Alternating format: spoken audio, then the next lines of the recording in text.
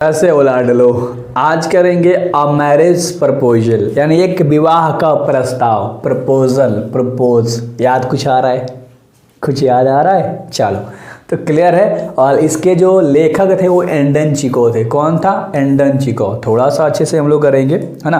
पहले एक चीज़ आपको इन्फॉर्म कर दूं कि भाई देखो, सब चीज़ का प्लेलिस्ट बना दिया गया है। अगर आपको इंग्लिश ऑल चैप्टर करना है, सबका राइटर, इंट्रोडक्शन, समरी, क्वेश्चन और ऑब्जेक्टिव है, आराम से इंग्लिश के प्लेलिस्ट में चल जाओ और सारी चीज़ें लाइन बाय लाइन कर लो। सिंपल सा बात था और मैंने आपको बता दिया भाई, ठीक है। वैसे ही सारे सब्जेक्ट आप कर सकते हो।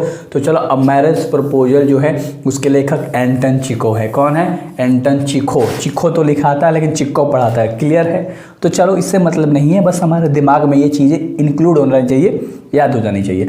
इनका जन्म 29 जनवरी 1860 में ये रसिया के थे। कहाँ के थे? रसिया के थे। रसिया में जन्म हुआ था। सिंपल सा बात है, 29 जनवरी 1860। कब? 29 जनवरी 1860। क्लियर है? और मृत्यु की बात करेंगे, डाइड की बात करेंगे, मृत्यु की बात करेंगे तो 15 जनवरी 1904। कब? 15 जनवरी 1904, है ना। क्लियर है? दोनों चीज़ें जनवरी में हुई थी, जन्म भी और मृत्यु भी। तो ये तो याद हो गया कि 29 और 15 16 का आंकड़ा था, और 1860 और 1904, है ना। क्लियर है? अब मज़ा आ रहा है? सारी चीज़ जब समझोगे, खुद से याद रखोगे तब। और जर्मनी में मृत्यु हुआ था, बस एक चीज़ याद रख लेना। और इनको मारा गया था, हत्या किया गया था, तो उसको बोलते हैं रेस्ट। तो रेस्टिंग प्लेस क्या था? नोवोडेविची। कहाँ मेरे भाई? सिमेट्री, यानी कि मॉस्को में। कहाँ पर? मॉस्को में, जो कि जर्मनी में पड़ता है। क्लियर है ना। तो वहाँ पर इनको मार दिया गया था। तो अच्छे से याद रखना। ऑक्यूपेशन की बात करोगे तो एक राइटर थे, एक लेखक थे, एक फिजिशियन यानी कि भौतिक जो होता है ना, उससे वो थे, और एक फिलैंथ्रोपिस्ट थे। क्या थे? फिलैंथ्रोपिस्ट। याद रहेगा? याद रहेगा। राइटर, फिजिशियन और फिलैंथ्रोपिस्ट थे, ठीक ना। रेस्टिंग प्लेस क्या था?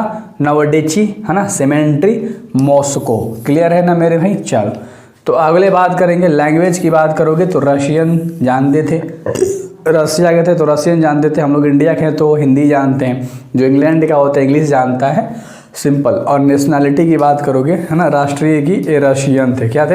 है ना, राष्ट्रीय।